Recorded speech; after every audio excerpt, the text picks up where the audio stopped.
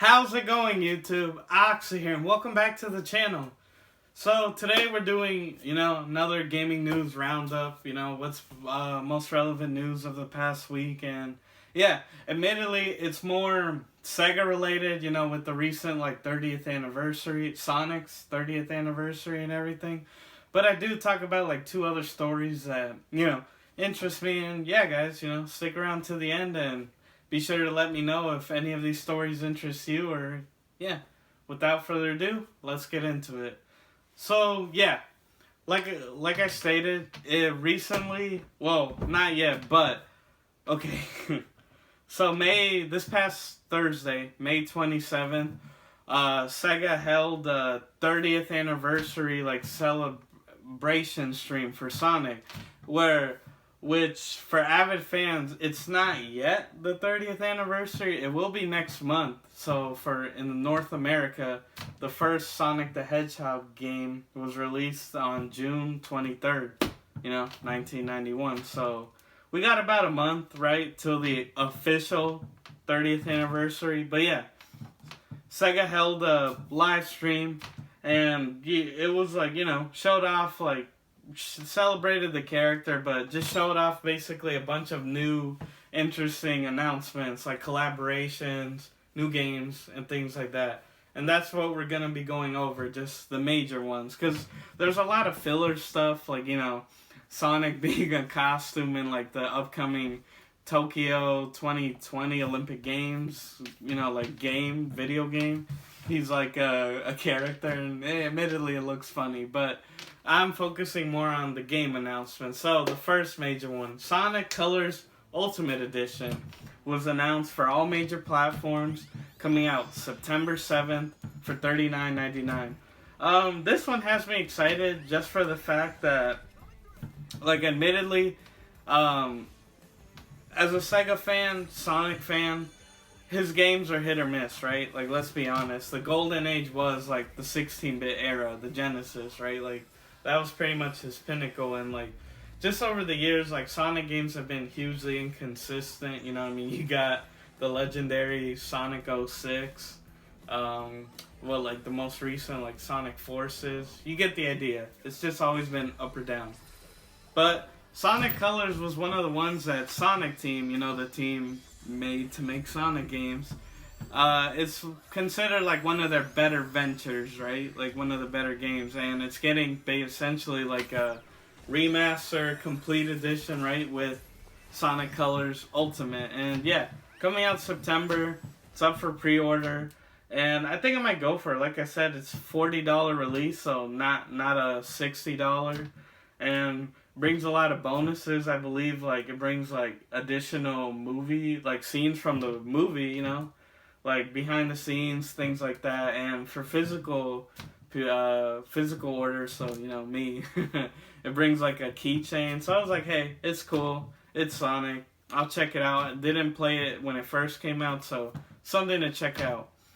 And then the big one, right, I guess the one that most fans, Sonic fans, and are excited about, Sonic Origins. No release date other than it's expected next year, so 2022. But it's essentially, what you could say, the pinnacle Sonic collection. It has Sonic 1, Sonic 2, Sonic 3, and we'll get back to that. That's a big deal. Sonic and Knuckles, and finally, Sonic CD. Now, for avid fans of the channel, viewers, I own a Sega CD, but I don't own Sonic CD because, hey, the game is worth some money, its value's climbing, so it'll be nice to get this release. Can't imagine it's a $60 release. Probably just the Sonic Colors, a $40 or maybe even a $30. Who knows? But definitely gonna check it out. It's a collection, those 5 games, and yeah, finally get to try out Sonic CD. To many people it's considered the best Sonic experience ever, so it'll be fun to check out. Curious if they'll include Japanese versions, because I hear the Japanese soundtrack for CD is phenomenal, but we'll just have to wait and see. But I bring up Sonic 3 because for a lot of fans, so over the years, all the Sonic collections, you had on the 6th generation, so PS2, original Xbox, GameCube, there was a Sonic Mega Collection Plus, right? That brought like all the games, like the classic games, even the ones like Dr. Robotnik's Pinball, Sonic 3 Blast, like, you know, that era, but never Sonic 3. And it was honestly because of rights issues. If I'm not wrong, it's because of music. So for the uninitiated, believe it or not, Michael Jackson helped make some of the tracks for Sonic 3. Uncredited, because at the time that was the whole controversy around, you know, the icon himself. And yeah, Sonic, it's believed that Sega wanted to distance themselves from Mr. Jackson and, you know, I mean, all the kids stuff, and that's all I could really say on YouTube. You know, don't want to get canceled. But yeah, that's why, like, the Sonic 3 has, like, I believe, ever since, like, early on, it hasn't had a re-release. So it's exciting to see that. I could be wrong, but from the collections I'm aware of, like the Sonic Genesis collection, you know, the one on the 360 and PS3, Sonic 3 is never included. So it's finally glad to see the pinnacle. And I hope they integrate. So I'm passionate about Origins just because I owned Sonic and Knuckles, Sonic 2, you know, back in you know, I owned it as a kid. And the cool thing, so Sonic and Knuckles, for those that don't know, the cartridge was like, essentially you could stack 2 carts on top. It had like a lid, you know, like a pin receiver thing. And if you connected Sonic 2 to it, you could play as Knuckles.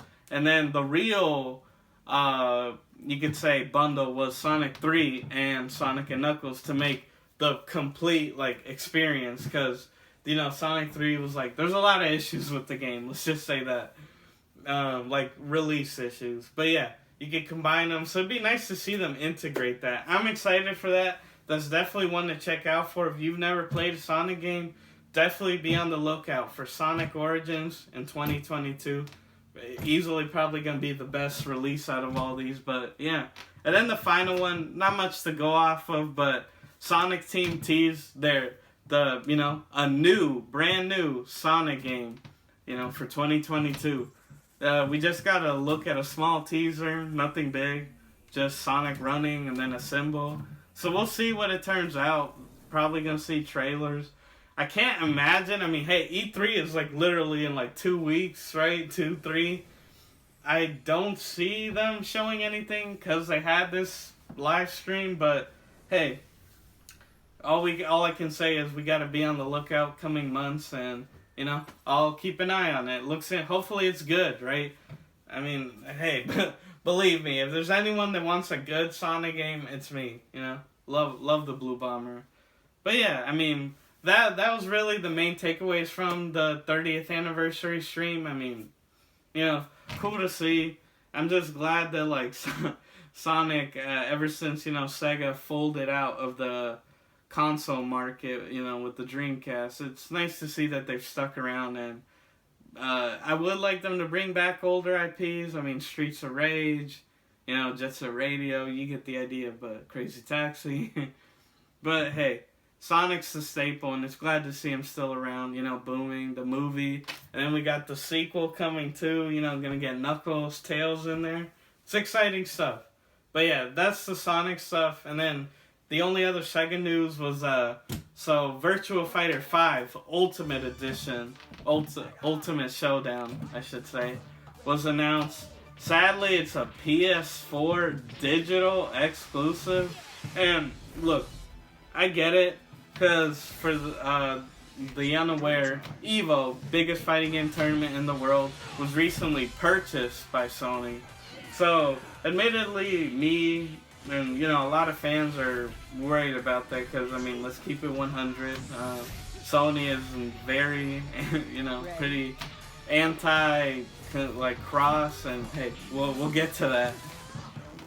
But yeah, it's like, so I get it. It's like Sega must have looked at it like, hey, you know, if we partner up with Sony, you know, Virtua Fighter 5 will be like promoted, and you get the idea, right? Have this whole esports boom. But as a fighting game fan, and I think most of you would agree, limiting your game to one console kind of like hurts it. I mean, fighting games, like, look, it's not the 90s anymore.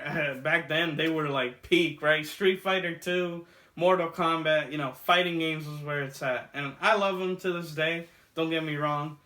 Fighting games are just one of the most, like, I don't know how to say it. It's just like, it's one of the most, like, just fundamental games, you know? It's just one-on-one, like, you against your friend, and, like, I don't know. To me, that's what video games are all about. It's just, like, enjoying, like, you know, experiences with the people you love. And, yeah, fighting games are just, like, pretty universal in that aspect, I'd say. Like, that you can, you know, it's pick up and play and just have fun. But, yeah, you know, it's questionable, like I said. I mean, Street Fighter 5, obviously, that is exclusive as well. Sony helped develop it. So, I mean, hey, I get it, you know. It's a win for Sony. I'll definitely say that. But, again, I just find it weird because for, you know, Sega is always mainly, they've had a good relationship with, you know, Xbox, Microsoft. And no, I'm not, you know, not hating. Like I said, it's a win for Sony. But I just find it weird, you know? Especially looking back at the original Virtua Fighter 5 release, you know? It was like, it released on the PS3 and 360, but only the 360 version was online, you know? PS3 never had that. And then Final Showdown was released, right? Digital only, like, you know, the complete edition. And Ultimate Edition now is essentially just a, you know, a remaster, touch up, prettier graphics. You get the idea. I mean, my only concern is if that's exclusive, so would a potential Virtua Fighter reboot or 6 be exclusive as well? Sad to see, but hey, I mean, that's just the name of the game, right? I mean, Xbox bought Bethesda, so it's fair, you know. I'll give Sony that. And yeah, as I mentioned, Sony, not the most consumer cross-play friendly, and that's because Borderlands 3, you know, recently they announced like a cross-play patch, you know, coming to all platforms except PlayStation. And, you know, Randy Pitchford, CEO of Gearbox Software, the makers of Borderlands, pretty much came out and said, yeah, it's just Sony. They're the only platform that charges for cross-play. You know, Microsoft, Nintendo, you know, Steam, PC, right? They don't charge, you know? Like, hey, you're free to do it, go ahead. But Sony are the only ones that charge for it, so I mean, look, you just gotta be honest. If I was in Randy's shoes, hey, I'm not paying, you know, to have crossplay. It's like, alright, you just don't get it. And rightfully, a lot of fans, you know, are mad at Sony, and I mean, hey, look, you just gotta keep it 100. If a company like Nintendo, who is anti-consumer as hell, like, just honestly, is like, you know, okay with crossplay, Sony, it's like, bro, you need to get with the times, homie. You know, it's like, like, come on, like, it doesn't hurt. Like, you are the dominant platform. I mean, well, maybe PC, but console-wise, you're the dominant platform. Like, that ain't hurting your sales, you know?